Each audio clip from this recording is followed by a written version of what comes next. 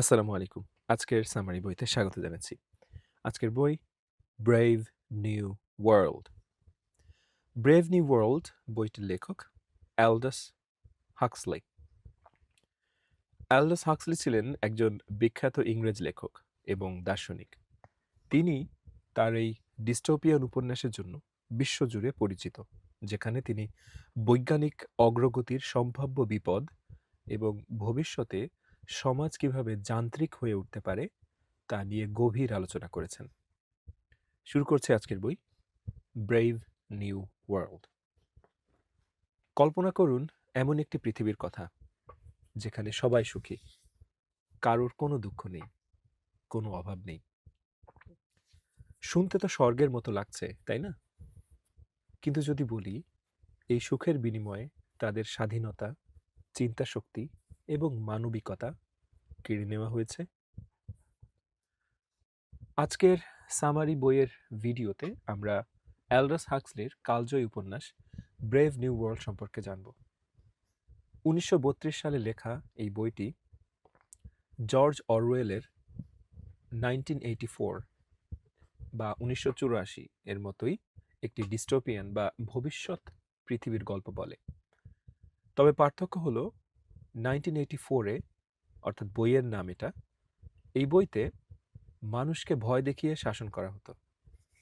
আর এই বইয়ে জগতে মানুষকে আনন্দ বা প্লেজার দিয়ে দাসে পরিণত করা হয়েছে।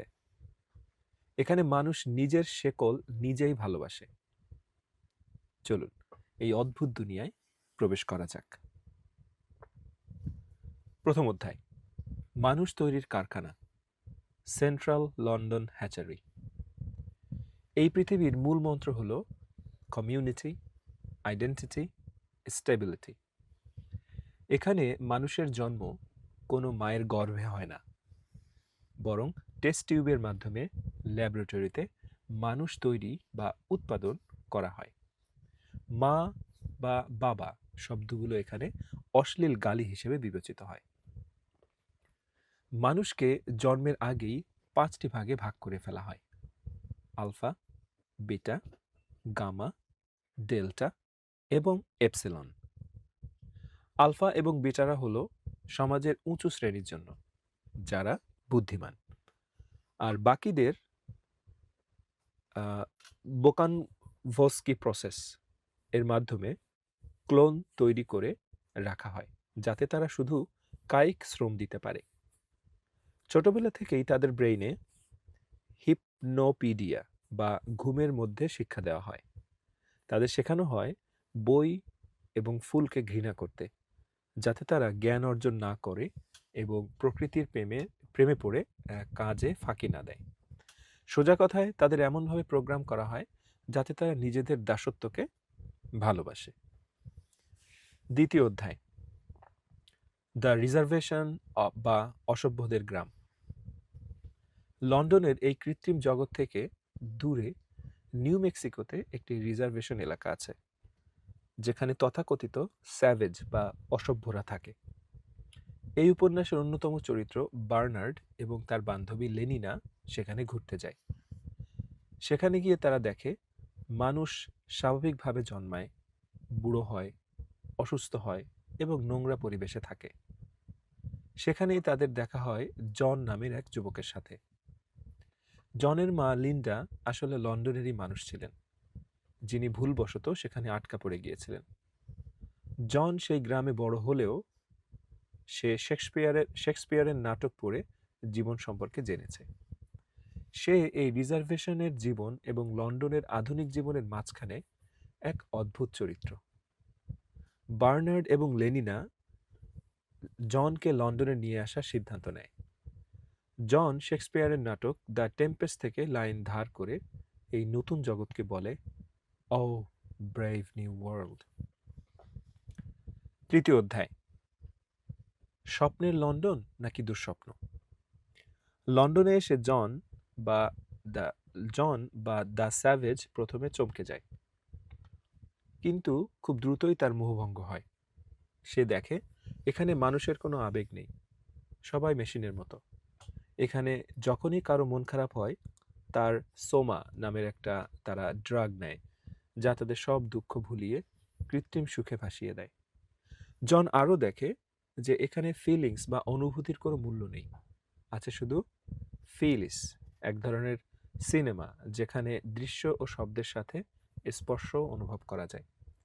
কিন্তু এই সব কিছুই জনের কাছে অশ্লীল মনে হয়। সে প্রেমে বিশ্বাসী, কিন্তু এই সমাজে প্রেম বা বিয়ে বলে কিছু নেই। সবাই সবার জন্য, এভরিওয়ান বিলংস টু এভরিওয়ান, অর্থাৎ অবাধ শারীরিক মেলামেশাই এখানকার নিয়ম। জন এই সমাজকে ঘৃণা করতে শুরু করে। চতুর্থ অধ্যায়, মৃত্যু এবং বিদ্রোহ। এক পর্যায়ে জনের মা লিন্ডা অতিরিক্ত সোমা ড্রাগ নেওয়ার কারণে মারা যায়। হাসপাতালে গিয়ে জন দেখে ছোট ছোট বাচ্চাদের সেখানে নিয়ে আসা হয়েছে মৃত্যু দেখার জন্য। তাদের শেখানো হচ্ছে যে মৃত্যু খুব সাধারণ একটা বিষয়, এতে কাঁদার কিছু নেই। মায়ের মৃত্যু এবং সমাজের এই যান্ত্রিকতা দেখে জন আর নিজেকে ধরে রাখতে পারে না। সে চিৎকার করে বলে, এই সোমা হলো বিষ। সে মানুষের মাঝে সোমা বিতরণ বন্ধ করার চেষ্টা করে এবং বিদ্রোহ শুরু করে। কিন্তু পুলিশ এসে সোমা বাষ্প স্প্রে করে সবাইকে শান্ত করে দেয়। এরপর তাকে এই পৃথিবীর অন্যতম নিয়ন্ত্রক বা কন্ট্রোলার মুস্তাফা মন্ডের কাছে নিয়ে যাওয়া হয়। মুস্তাফা মন্ড তাকে বোঝান যে স্থিতিশীলতার জন্য স্বাধীনতা, শিল্প এবং ধর্ম বিসর্জন দিতে হয়েছে। জন পাল্টা যুক্তি দেয়, আমি আরাম চাই না, আমি ঈশ্বরকে চাই। আমি কবিতা চাই, আমি বিপদ চাই, আমি স্বাধীনতা চাই, আমি পাপও চাই। পঞ্চম অধ্যায়, বাতিঘর এবং করুণ পরিণতি। এই সমাজের সাথে মানিয়ে নিতে না পেরে জন শহরের বাইরে একটি নির্জন বাতিঘরে আশ্রয় নেয়। সেখানে সে নিজেকে শুদ্ধ করার জন্য পুরনো রীতি মেনে চাবুক দিয়ে নিজেকে আঘাত করতে থাকে। কিন্তু আধুনিক পৃথিবীর মানুষ তাকে শান্তিতে থাকতে দেয় না। সাংবাদিক এবং সাধারণ মানুষ তাকে দেখার জন্য ভিড় জমায়। জন যখন রাগে নিজের ওপর ও লেনিনার উপর চাবুক চালাতে থাকে, তখন উপস্থিত জনতাও উত্তেজনায় পাগল হয়ে যায় এবং গণ উন্মাদনায় মেতে ওঠে। জনও নিজের অজান্তেই এতে জড়িয়ে পড়ে। পরদিন সকালে যখন তার হুঁশ ফেরে, তখন সে বুঝতে পারে সে কি করেছে। তখন লজ্জায় ও ঘৃণায় সে বাতিঘরের ভেতরেই গলায় দড়ি দিয়ে আত্মহত্যা করে। শেষ করছি আজকের বই। ব্রেভ নিউ ওয়ার্ল্ড আমাদের দেখায় যে বিজ্ঞান ও প্রযুক্তি মানুষকে অনেক সুখ দিতে পারে, কিন্তু মানবিকতা, কষ্ট এবং স্বাধীনতা ছাড়া সেই সুখ অর্থহীন। জন দ্য সাভেজের মৃত্যু প্রমাণ করে যে এমন এক যান্ত্রিক পৃথিবীতে মানুষের আত্মা আসলে বাঁচতে পারে না। বইটি একটু ভিন্ন ধারার বই। আপনারা যারা শুনেছেন, বইটি হয়তোবা একটু কঠিন লাগতে পারে, একটু খাপছাড়া মনে হতে পারে, কিন্তু আমার বিশ্বাস যদি আপনি মনোযোগ দিয়ে পড়েন এবং বইয়ের মূল বিষয়বস্তু ভালোভাবে জানার চেষ্টা করেন, অনলাইনের মাধ্যমে হোক বা বইটি পড়ার মাধ্যমে হোক, তাহলে বুঝবেন যে বইটি এখনও কতটা প্রাসঙ্গিক। আমরাও আস্তে আস্তে প্রযুক্তির দাস হয়ে যাচ্ছি এবং আমাদের এই যে দাসত্বের যে শৃঙ্খল, এটা আমরা পছন্দও করে ফেলেছি, ভালোবেসে ফেলেছি। এটা ছাড়া আমরা বাঁচতে পারি না, এমনটা বিশ্বাস করতে শিখেছি। তো এই বইটা এভাবেই আমাদেরকে এই বিষয়গুলো নিয়ে আমাদেরকে ভাবতে শেখায়। তো বিদায় নিচ্ছি আজকের মতো, দেখা হচ্ছে পরের বইতে। বাই।